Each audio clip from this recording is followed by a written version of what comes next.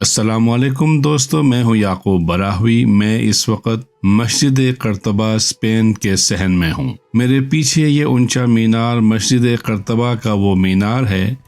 اس کی شان و شوکت اور عظمت پر مسلمان کبھی فخر کرتے تھے۔ حضرت علامہ اقبال مسجد قرطبہ کے طویل نظم میں اس مینار کے بارے میں لکھتے ہیں: تیرا مینار بلند جلوگاہ جبرائیل، مٹ نہیں سکتا کبھی مرد مسلمان کی ہے، اس کی اذانوں سے فاش سر کلیم و خلیل۔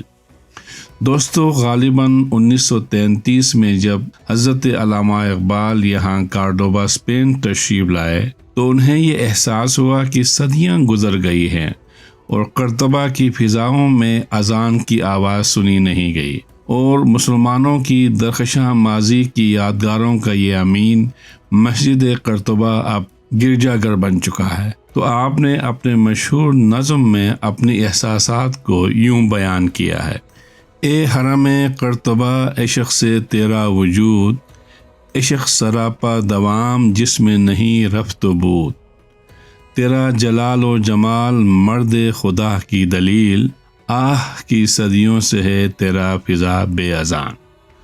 دوستو، ہائے افسوس، صد افسوس، اب اس عظیم مینار سے اذان کی بجائے ابھی چند لمحے بعد 9:30 بجے مسیحیوں کی عبادت کی گھنٹی کی آواز سنائی دے گی۔